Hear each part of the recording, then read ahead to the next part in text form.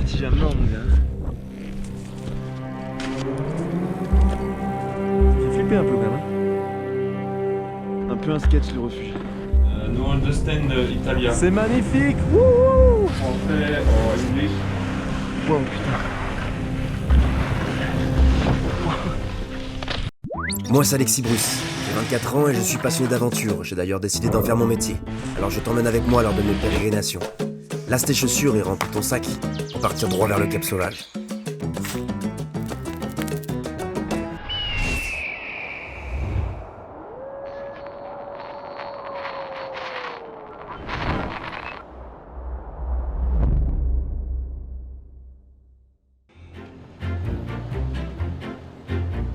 Qui n'a pas déjà rêvé de mettre les pieds sur les sommets les plus hauts de notre terre? Moi oui, et je compte bien y parvenir avant de mourir. Alors aujourd'hui, on part dans une nouvelle Je aventure. crois que c'est un temps à faire un sommet à 4000 mètres. Je crois qu'on va aller au cinéma plutôt. Regarder un film de montagne. Allez, abonnez-vous. Johan, mon ami, va m'accompagner et m'assister dans la réalisation de la vidéo.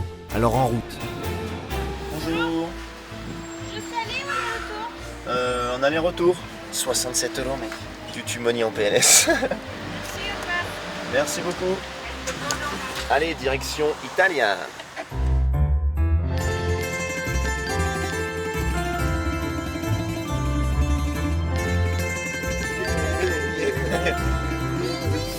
Et salut la compagnie, je suis ravi de vous retrouver pour une nouvelle vidéo. On va partir à l'aventure, on est en Italie. L'objectif de ces prochains jours, c'est d'atteindre un 4000 mètres d'altitude, le grand paradis pour ceux qui connaissent. Donc on est parti en ski de rando, je suis accompagné de mon fidèle Johan qui va m'assister aussi dans la vidéo. On est parti pour l'aventure en haute montagne. Allez, go!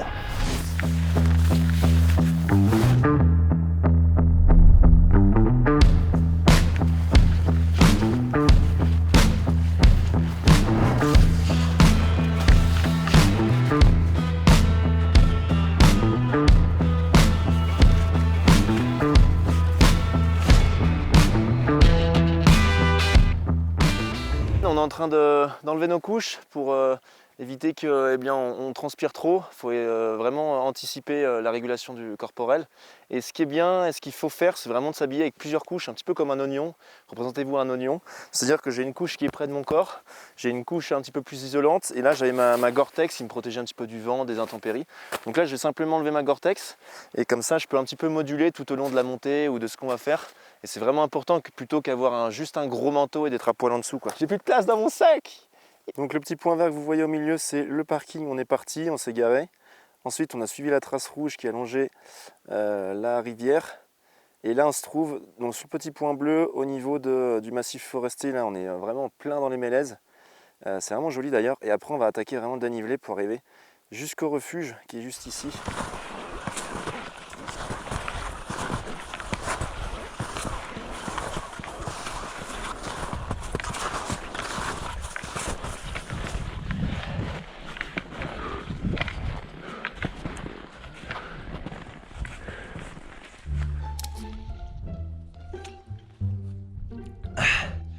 Bon, commence à en chier, c'est que le début, ça grimpe déjà pas mal. Je vous avoue que je me pose des questions, je crois que j'aurais préféré rester à la frontière. Je suis tombé amoureux de l'italienne qui faisait passer le tunnel du Mont Blanc. Allez, faut se motiver. Comme ça, on la reverra au retour, si on se dépêche. Il nous reste 300-400 mètres avant de rejoindre le refuge où on va pouvoir crécher cette nuit. Il est déjà 16h30, faut pas qu'on traîne. Parce que la nuit va vite tomber et comme on ne connaît pas les lieux, vaut mieux qu'on arrive au refuge avant qu'il fasse nuit. Trop content d'être là et de vous emmener dans cette magnifique aventure en Italie, les gars.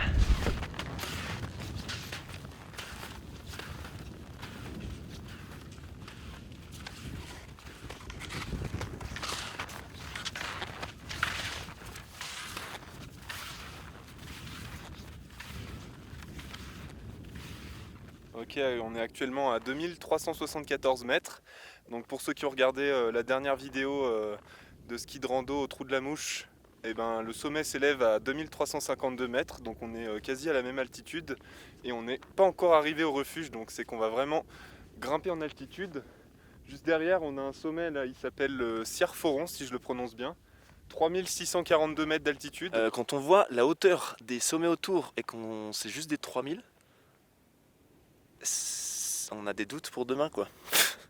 On va encore monter un petit peu jusqu'au refuge, mais là j'avoue que bon, on verra bien.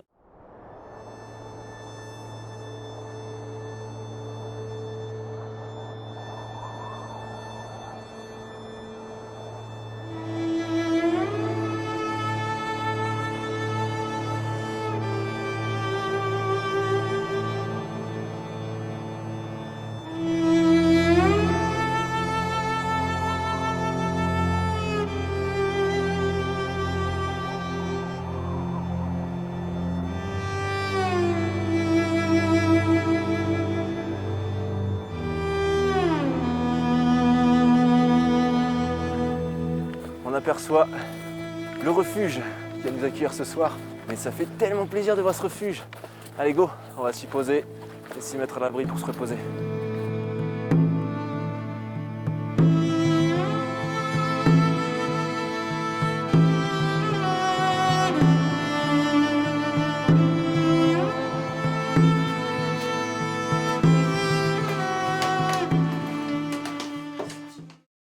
On se retrouve dans le refuge, on va pouvoir dormir ce soir, se reposer. C'est une partie du refuge en fait qui est mise à disposition quand le refuge estival est fermé.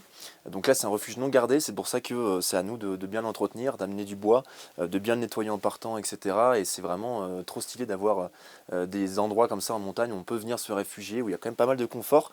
Là du coup il y a plein de lits qui sont en hauteur avec des matelas, des couvertures. Donc en fait on aurait même presque pu venir sans matos, enfin juste avec le matos de la journée. Du coup il y a d'autres personnes aussi qui sont dans le refuge, mais c'est cool parce qu'il y a plusieurs nationalités, etc. Et ça permet d'échanger, parce qu'on a tous la même passion en fait, donc c'est trop bien finalement. On va aller voir ensemble juste après le coucher de soleil parce que c'est magnifique dehors. Après on va se faire un petit peu à manger, et puis je pense qu'on va pas traîner ce soir, on va se reposer au maximum parce que demain ça va taper dans les jambes, ça va taper dans les jambes. Il fait pas chaud hein.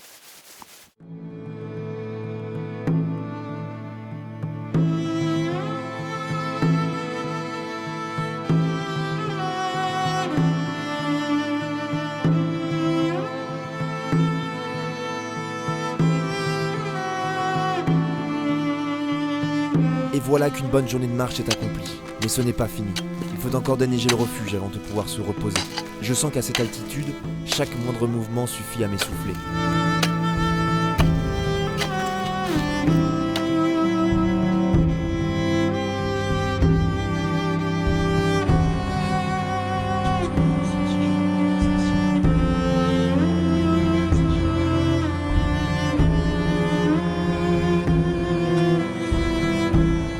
Allez, on va reprendre des forces avec un bon petit repas. Donc ce soir c'est lyophilisé avec Tactical Food Pack.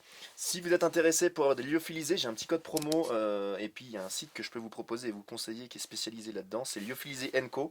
Ils vendent aussi de l'équipement, donc voilà, j'ai un petit code promo à vous proposer, ça sera dans la description. Et puis comme ça en même temps ça vous permet de vous équiper, de vous acheter de la nourriture comme nous on fait. Parce que le lyophilisé, bon même si j'en mangerai pas tous les jours, c'est quand même ultra léger. Donc là on a fait fondre de la neige avec un peu d'eau en même temps. Et on verse comme ça.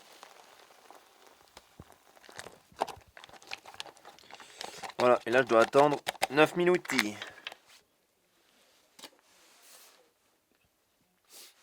c'est pas mal. Hein. Putain, je suis claqué, en fait, je suis pété moi. Ouais, bah on est à 2007 aussi. Hein. Enfin, du coup, c'est vrai que ça late un peu. Hein. Ouais, peut-être, je sais pas. Pourtant 2007 pour moi c'est pas. Enfin, Ouais, mais tu vois, on reste quand même, on stagne à cette altitude-là, tu vois. Ouais, je sais pas. Délicieux la tisane. Délicieux la tisane. Avant d'aller me coucher, je propose à Johan d'aller échanger avec les autres alpinistes et de profiter de la chaleur du poêle. On va se réchauffer d'ici. Ah, ils sont. On va prier pour qu'on arrive en haut demain. Qu'est-ce qui en empêcherait? Notre motivation. Ah oui, c'est ça. Oui, je descends. J'ai un ami au vieux campeur, j'étais le voir jeudi avant de monter. Demain, ça va envoyer du gros sel de Guérande. Yeah! Ok, nous sommes à la fin de soirée, on s'apprête juste à dormir. On s'est foutu dans nos sacs de couchage, on a emballé la viande dans le torchon. L'avantage c'est qu'on a du coup une partie du refuge pour nous tout seuls, donc on va mieux dormir que s'il y avait des gros ronflures dans la pièce. Après on n'a pas la partie où il y a le poêle à bois, donc là il fait ouais, à peine 9 degrés. On va se reposer, demain réveil 5h du mat. En tout cas on met toutes nos batteries dans le sac de couchage. Et puis on vous dit à demain. Ciao.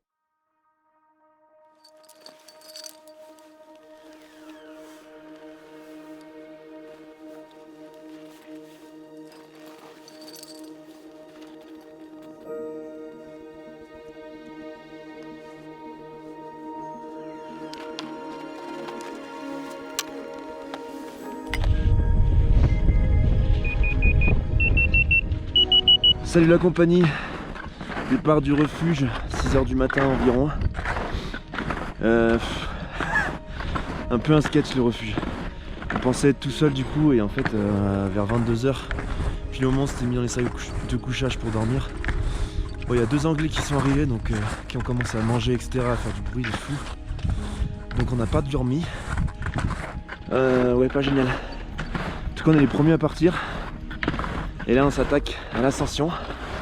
On va croiser les doigts, on va tout donner pour arriver jusqu'à la fin. Il y a Johan qui est derrière. On va mieux qu'hier, en vrai la nuit a quand même fait du bien même si on n'a pas trop dormi. Moi j'ai dû dormir 2 heures à tout casser. Le maître mot de la journée ça va être et durer. La journée va être longue. On a 1300 de D+ à faire. Et après on a 2000 mètres de dénivelé négatif à descendre. Donc faut pas se cramer, un pas régulier, très lent. Nous sommes dans un désert blanc, entouré par des silhouettes monstrueuses qui semblent nous juger de leur grandeur. À cette altitude, notre corps survit. L'oxygène se fait de plus en plus rare, alors je sens mon rythme cardiaque s'accélérer. Il faut tenir. Je fixe mes skis qui dansent dans la neige et j'essaie de couper mon cerveau pour rester concentré afin d'arriver jusqu'au sommet. J'ai oublié toute ma vie au refuge. Mon passeport, mes papiers, tout, enfin mes cartes bancaires. Ouais. Je pense qu'on va quand même tenter le sommet parce que le problème c'est que si on redescend au refuge, il faut qu'on fasse 100 de négatif et on va essayer de s'éconner. Enfin c'est pas comme si que déjà on avait bien chié quoi, sans se rajouter des péripéties, donc on va espérer et croiser les doigts que personne pique ma veste dans laquelle j'ai mes papiers pendant qu'on n'est pas là. Je fais confiance à la vie.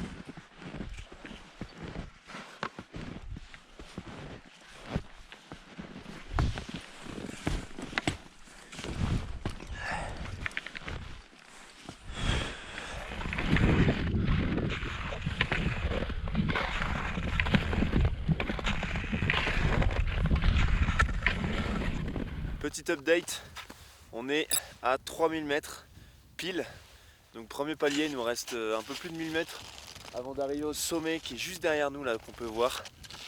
Franchement il fait froid, il y a du vent, il y a des conditions, bon, on aurait pu avoir pire mais c'est vrai que c'est pas évident. Je suis vraiment content d'avoir les vêtements de chez Simalp qui sont vraiment techniques, et notamment la grosse doudoune là, qui me permet de rester isolé. Et c'est vraiment pratique pour cette expédition.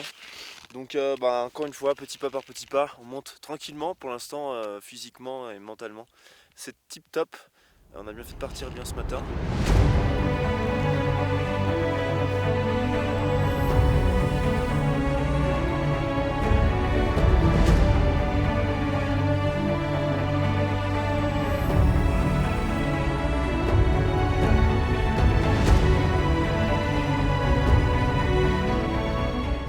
Allez, on va s'encorder parce que là on arrive sur la partie glacier du Grand Paradis. On arrive sur le gros sérac juste en dessous du dernier final.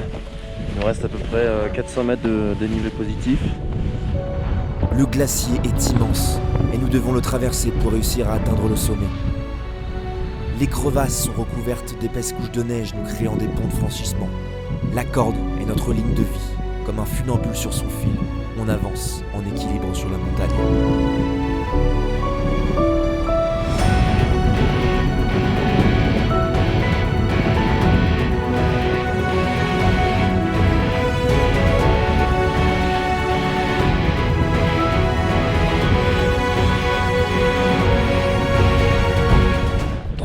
Mètres d'altitude, record personnel battu. Le sommet est juste derrière, juste en haut du sérac. Il reste 200 mètres de D+, c'est la fin. mais le plus dur aussi. Allez, on donne tout, c'est magnifique, c'est un truc de fou.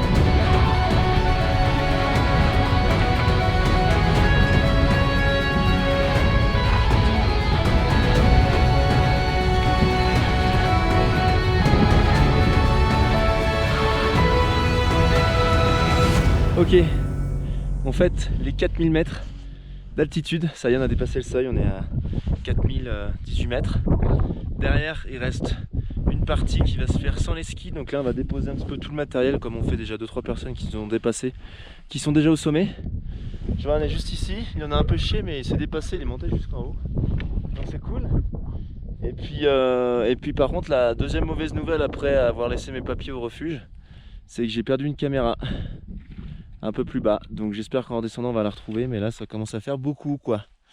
Donc vivement que ça se termine, même si c'est magnifique, je commence à en avoir un peu plein le... Voilà.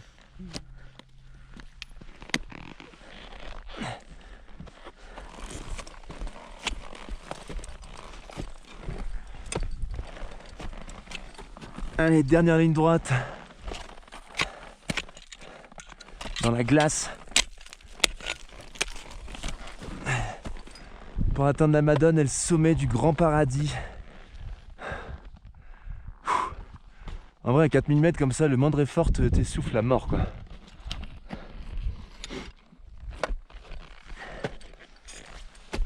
Ça fait flipper un peu quand même. La vue est magnifique, c'est un truc de fou. La vue sur toutes les Alpes et toutes les montagnes ont l'air toutes petites face au Grand Paradis, alors que bon, on voit le Mont Blanc en face, donc il est quand même plus haut. Mais...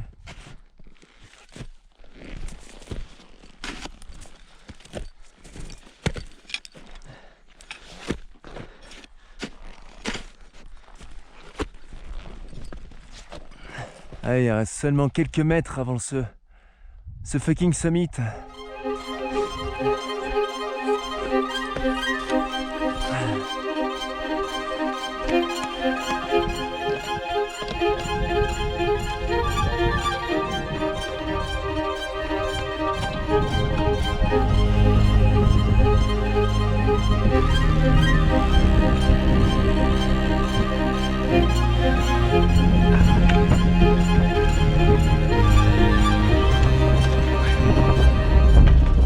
Mec, bien joué, on l'a fait. Putain, j'ai vertige à mort, mais on l'a fait.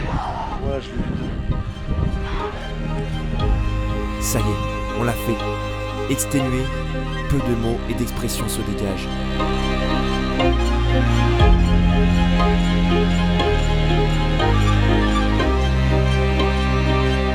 Là-haut, tout semble s'arrêter et je prends le temps de scruter les centaines de sommets enneigés qui composent les Alpes. Croyez en vos rêves, vous y parviendrez.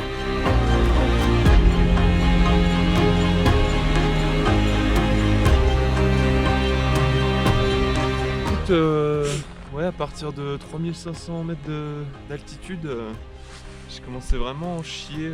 J'ai fait petite crise d'hypoglycémie aussi. J'avais envie de manger, mais en même temps, j'avais pas envie. Enfin, c'était un peu bizarre. Et puis du coup, on a tenu le rythme très lent et du coup, c'est passé. Il est temps de descendre, de quitter le monde des dieux pour retrouver celui de l'homme, là-bas dans les vallées. C'est magnifique. Wouhou. Wow, putain.